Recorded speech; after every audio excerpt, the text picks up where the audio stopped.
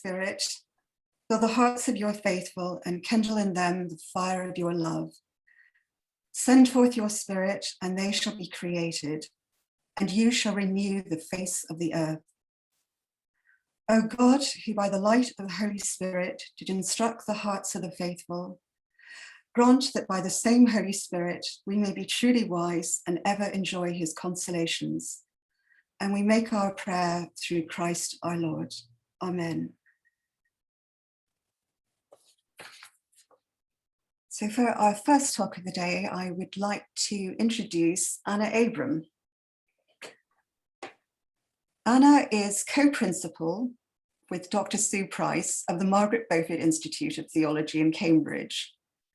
Before joining MBIT 4 years ago, she spent 25 years at Heathrow College, University of London, in various roles, including head of Pastoral and Social Studies Department and senior lecturer in ethics. At MBIT, Anna teaches moral development, reasoning and decision-making, and ethics in professional context. Currently, together with the Reverend Dr. Liam Hayes, she is involved in establishing MBIT's Centre for Ecclesial Ethics. Anna has contributed to projects which required ethical analysis within areas of finance, the City of London, gold mining, Peru, and education in her native Poland. Currently, she is working on the concept of co-leadership and an ethic of peer support. Anna lives in Cambridge with an orange Rex rabbit called Bo. So welcome, Anna. Thank you very much, Suzanne. And I apologize if my rabbit behind me makes some noises. He sometimes chooses to have breakfast at this time. So I'm going to share screen.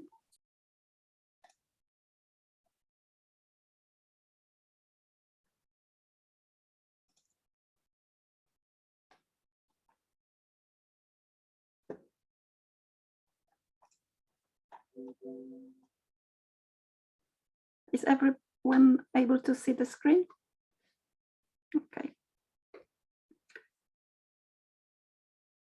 So this is a warm-up session containing some conceptual explorations related to ethical leadership and management.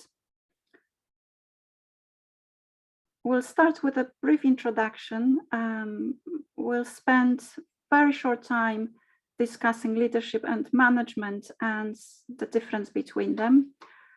Then I will consider ethics in leadership and ethical leadership as the final idea that will be a concluding part of this presentation.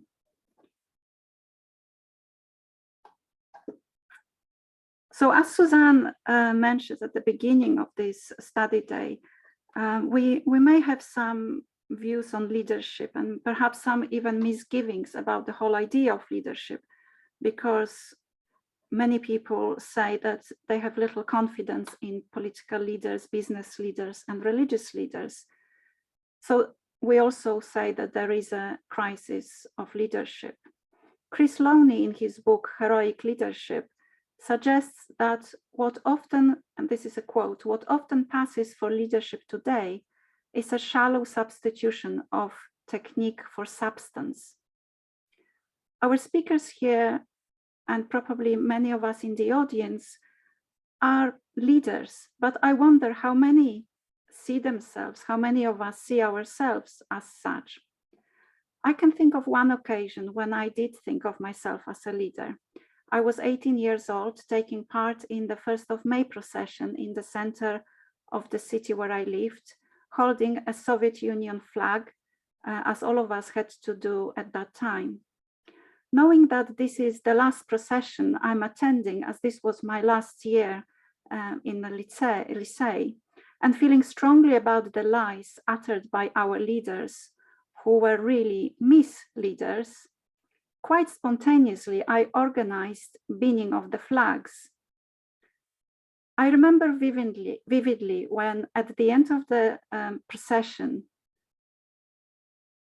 I was standing over the concrete grey bin, proudly disposing my flag, and others following my example. Unfortunately, someone saw us doing this, and while others who were much better runners than me were able to escape, I got caught and brought to my history teacher, who quite calmly and with a smile said to me, "Abram, you are not going to pass your A-level exams." Miraculously, I did pass them, but never wanted to be a leader again. Still, even if at one level we have reservations about leadership, we probably agree that leadership is an essential component for the welfare of organizations or group. And ethics is important, as without it, the individual, the group, and the communal or organizational welfare won't be protected and advanced. And we need people of good character, ethos, to ensure that welfare. There are over 50,000 books on leadership on Amazon, and I'm very fortunate to have one of those books entitled Leadership Plain and Simple by Steve Ratcliffe, published by Financial Times, warmly endorsed by Dame Fiona Reynolds, at the time director of the National Trust, now master of Emmanuel College, Cambridge. And I know that the person who gave me this book, Professor Fiona Ellis, is here with us. So thank you, Fiona, for the book. I did read it. And I'm going to quote just a couple of quotes from the book, which I think relevant to what we are trying to grasp today. So Steve Ratcliffe says, for example, that even though leadership is often associated with being in charge, the boss, leadership doesn't come from position and title. Leading is a natural human activity that is part of all of us. You don't need a certain IQ or job title to be a leader. It is not skills, competencies, or personality types that matter in leadership. The most important thing for the leader is to get in touch with what they care about. He also says that leadership is an ingredient in the organization that gets the best of other ingredients like people, plans, strategies, goods. Leadership can either unfold, get the best out of these ingredients, or waste them.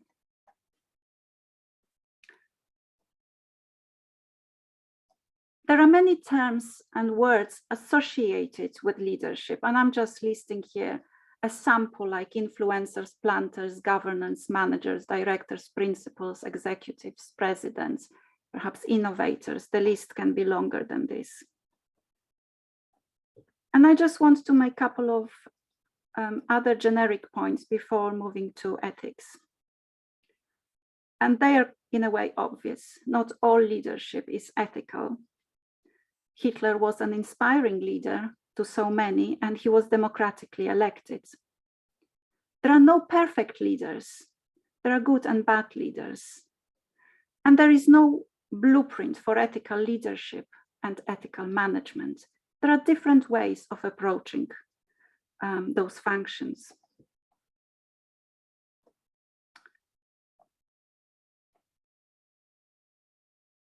The word leader comes from the Old English word leden, meaning to go before as a guide. I think this is my favorite meaning of the word leadership.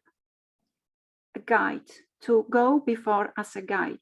And I included this alpaca because when I was preparing this PowerPoint presentation, I was reminded when a group of friends took me for my birthday to Norfolk, to Stifky, to walk alpacas. And this alpaca, called Fernando, was a guide, was a leader of the herd, and he always walked first, except on one occasion. And the farmer explained to me that he is not very familiar with roads and cars. So when we were on the road, Fernando allowed me to walk ahead of him. Normally, he would not allow for anyone, or alpaca or a human being, to walk in front of him. But on this occasion, he did. And I commented later to the farmer that this is what happened. And he said, he's not a stupid leader. He knows when there is a danger, someone else should go ahead of him. And I wonder just whether this model of leadership says anything to us. It's interesting to note that one who hold power at the top in the Greek language is episkopos, which means exactly the one who surveys from the top. And I wonder how our bishops would feel if they were told that their job is to survey or act as surveyors of their diocese, let's say. The term leadership belongs to the language of hierarchy of roles and powers, with leader being in the top. And this is the case in probably all fields, ecclesiastical, business, as well as academic. Leadership as guidance involves different ways of thinking about roles and powers. History tells us that most leaders, especially military, political, social, and religious, were men, with a few exceptions. And at Margaret Beaufort, this is a little advert, at Margaret Beaufort, we are running for the second time a series called Women Who Changed the Church. When we, during that series, we celebrate women who influenced many changes of thinking and praying and liturgy and leadership as well. Leadership was related to generalship, the art of leading the army, and that's strategy. Stratos in Greek means army, and agein means to lead. It's interesting to note how the word strategy found home in contemporary organizational jargon. And there are so many other words borrowed from that military jargon that we use, like winning the contest or winning the battle, killing the opponents in arguments. So military vocabulary is still part of our leadership language. Ancient texts have much to say about the art of leadership, usually again referring to warfare or running the city, the polis.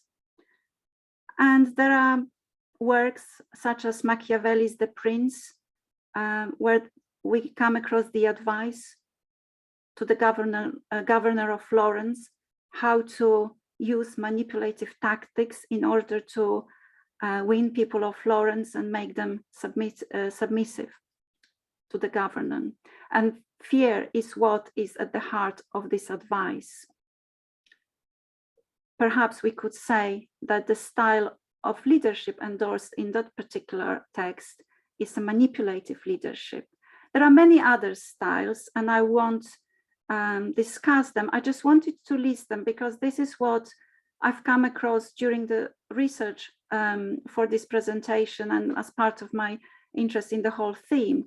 And some writers prefer one type, some try to combine different types. I just named them here: heroic leadership, and I'm mentioning the book that I really love and I strongly recommend by Chris Lowney, Heroic Leadership, Best Practices from a 450-year-old company that changed the world. And that company are the Jesuits, as the author was briefly a Jesuit and then had various senior roles in international business.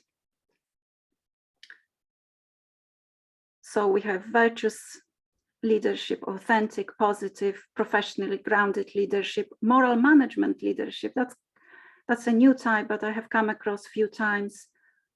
Socially responsible leadership, servant leadership, very common in a kind of religious context, and often Jesus and Moses are presented as role models for this type of leadership. Spiritual leadership, which I think is growing in terms of literature, and connected with it, mindful leadership, transforming leadership, transpersonal leadership. And we, of course, have in our own Catholic tradition, some specifically Catholic models, and we are privileged to have a couple of speakers later today who will refer to some of them. So Ignatian model, Benedictine, Vincentian, Carmelite, contemplative. There are some others. And just very briefly, I would like to consider the distinction, and by no means I'm an expert in this. I'm just doing my own study of these ideas. And the way I see how people talk about leadership and management, they tend to suggest that many leaders are also managers. And it's not easy to separate the two. Leadership is often associated with such functions or tasks as envisioning, inspiring, motivating, encouraging, and management has more to do with planning, organizing, coordinating, controlling, or delegating.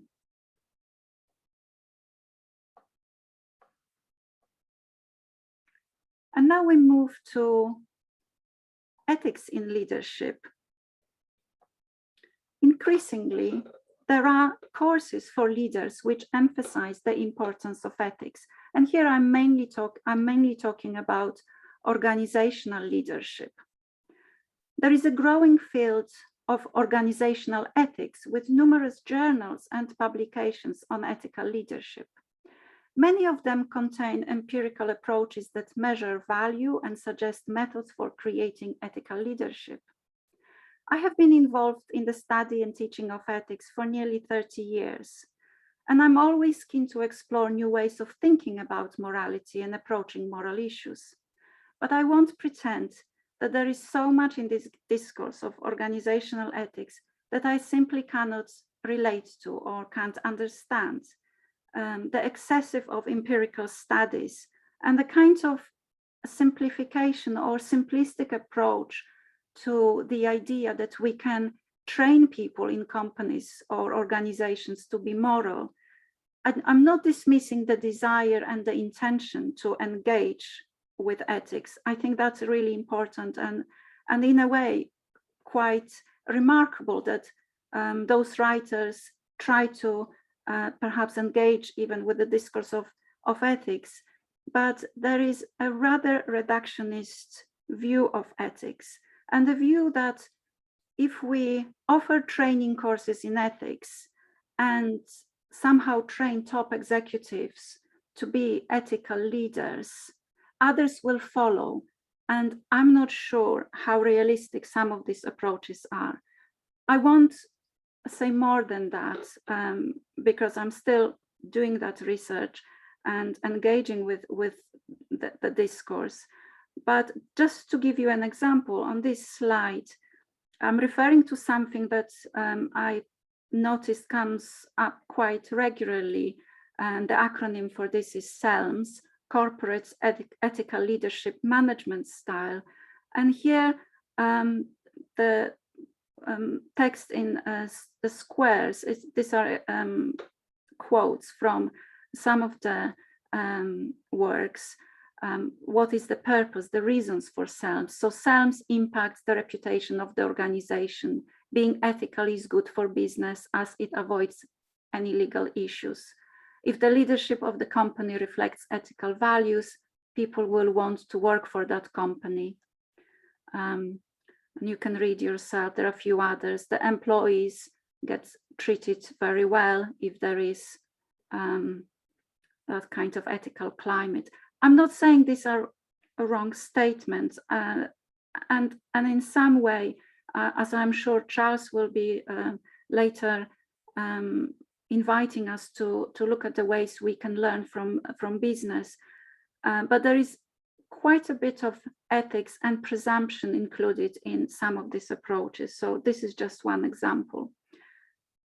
The other example is discussion of key characteristics of what is called in some of this literature highly moral leaders, what kind of traits they possess, like strong ethical character, passion, they're morally proactive, stakeholder inclusive, they have obsession with fairness, principled decision makers, they integrate wisdom with management wisdom. And then when it comes to more detailed characteristics of ethical leaders, honestly, there are probably 50 or 60 if I put the whole list. This is just a sample. I can't even remember them. And very often the terms that are being used, like integrity, very often integrity in the literature means honesty, but we have a word for honesty already. In philosophy or philosophical ethics, integrity is a much deeper concept. It has something to do with overcoming inner fragmentation, with integrating different strands of personal, professional, social life. And quite often those terms are not really explained or explained properly. Still, there is one book that I would really recommend on ethical leadership. It's a fascinating study by Hungarian and Indian scholars, Madhumita Chatterjee and Laszlo Zsolnay, published in 2016 by Palgrave. And it considers Indian and European spiritual approaches. And this is what I mentioned earlier, this spiritual leadership discourse that is growing. It's a fascinating study because it does draw from philosophy. It talks about religion and is trying to shift from business ethics to business spirituality. Again, not everything is easy for me to grasp. I'm not familiar with that business discourse, but there is a lot there about self-regulation, care, self-care, care for other, transcendence. And the other book that I would like to mention as we move towards discussing ethical leadership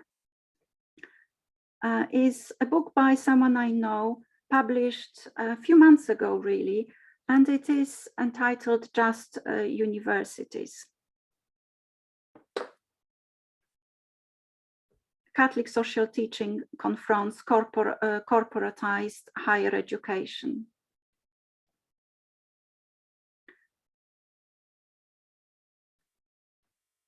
Jerry, in this book, is writing about Catholic higher education institutions, mainly in the US, but he mentions some examples, makes some reference to other Western contexts.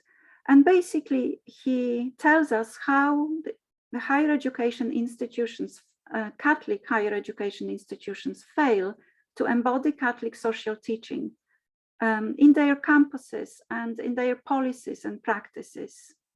But Bayer argues that the corporatization of the university has infected higher education with hyper-individualistic models and practices that hinder the ability of Catholic institutions to create an environment filled with the bedrock values and principles of Catholic social teaching. And then he discusses various particular values or principles and how the universities fail on them.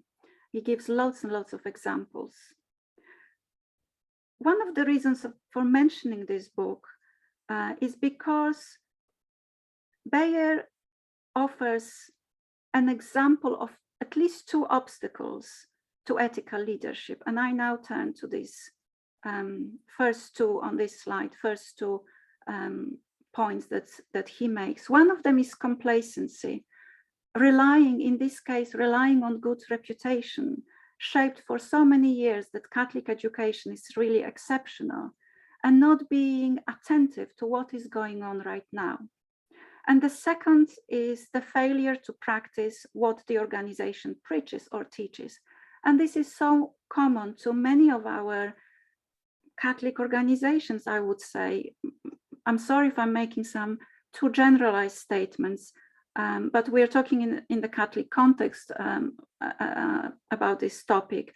And it is probably true that we have these amazing sets of teaching and rules and principles, yet very often we are not encouraged or able or willing to use them as a mirror in our own work, in our own places and contexts.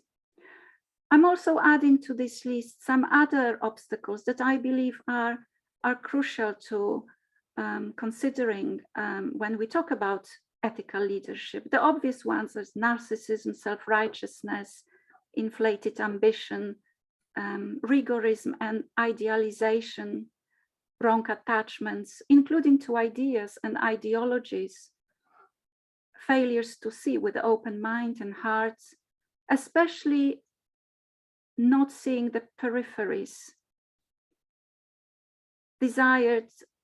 distorted desires such as greed, money, prestige, recognition, but also very basic things like stress or overworking. I think these are obstacles to ethical leadership. Rashness, busyness, lack of time, fear. But also we cannot underestimate the power of propaganda or persuasion. And something that goes, and I've noticed in some of the business articles, something that tries to do an ethical analysis, but it ends up being judgmentalism on moral and moralizing. And perhaps I'm doing this myself by making those judgments on the literature I reviewed. But I think these are the real obstacles to all of us in leadership roles. So what should be the ethics of ethical leadership, and how can we focus in a more broad and meaningful way on ethics in ethical leadership? This is just a sample of things that I think are essential to consider. We won't have time to do this here, but I strongly believe that multidisciplinary or interdisciplinary engagement, and there is not one discipline that would provide us with insights on this. So for example, an item like moral self-awareness or self-leadership, we have a lot in our Catholic tradition in spirituality that can be very helpful, but also drawing from psychoanalysis or psychology, philosophy on these themes, and exploring in that dialogical fashion is probably the way forward in order to make ethical leadership more meaningful. The other point I want to mention is the holistic view of leadership. And that includes better understanding of human relationality within the organizations, companies, or ecclesiastical organizations. We are not really, we are only beginning to understand in our ecclesial context what this really means. What does it mean to relate well to others in the church, how to create proper boundaries and not to break them. Issues such as lifestyle, workloads, forms of abuse, this list can be really, really long.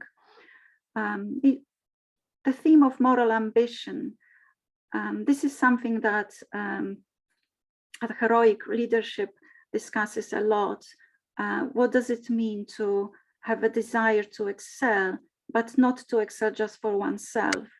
Although that's important too, to grow in the roles we have. But in order to make sure that others flourish, constantly going beyond oneself.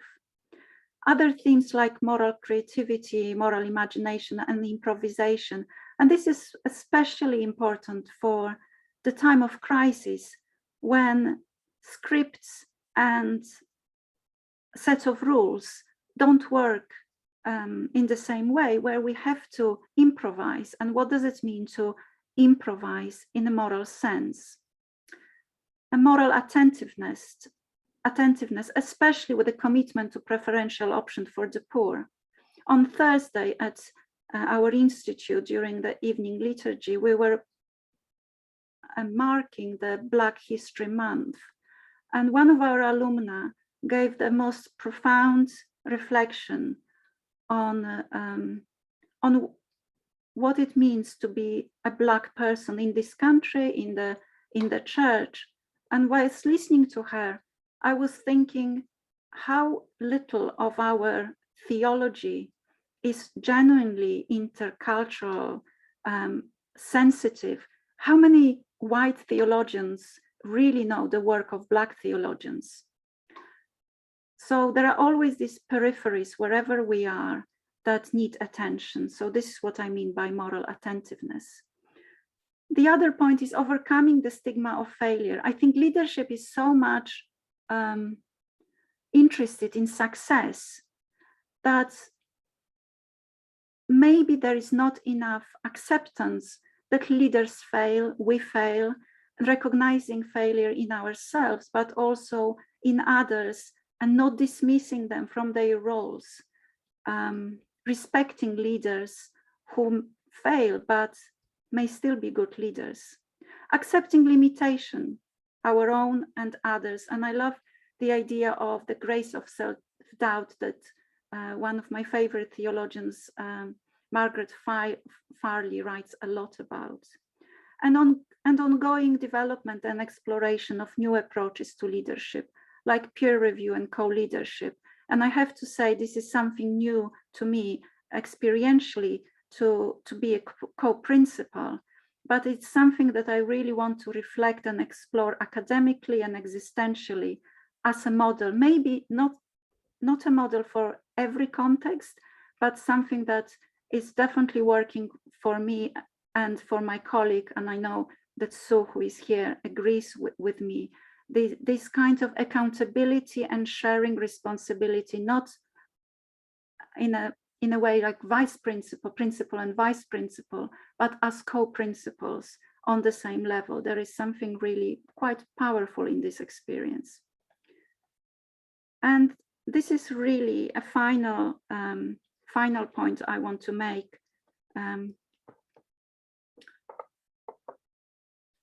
When talking about more ethical leadership, the role of ethical perception or vision, what we see and don't see really matters. And ethical leadership involves attentive looking for what is not obvious, what is not visible, but also looking for a new language, a new set of images. Here I included in this slide these two images, the one that personally no longer appeals to me, this pyramid image, and I'm very inspired by a logo of the synod. And I imagine designing this logo probably took months, if not a year or so. And how telling this logo is. Where do we see the Pope? Not in the front, quite at the back, hardly visible, still very bright. We see the papal image, but that's colorful group journeying together is what I think Pope Francis inspires us as a leader to not to copy, but to seriously think about and develop in our own context. I also won't have time to explore further, but one of my favorite documents that came from this Pope is Amoris Laetitia, and especially chapter 3, when Pope Francis develops this notion of loving gaze. And he talks about loving gaze in the context of family and society, but there is a lot there that for our Catholic version of leadership, we can definitely be inspired and learn. I'll just give a one quote from this document. He says, loving gaze is a form of vision that is informed by the transcendent value of goodness, which can help us to move beyond ourselves and recognize values that we have not created, but are there for us to discover. And I think this is the really last point I want to make, that we are never just leaders. We need to allow to be led at the same time. Thank you very much. I'm sharing this last slide with my rabbit Beaufort, Beau, who inspired many thoughts in this presentation.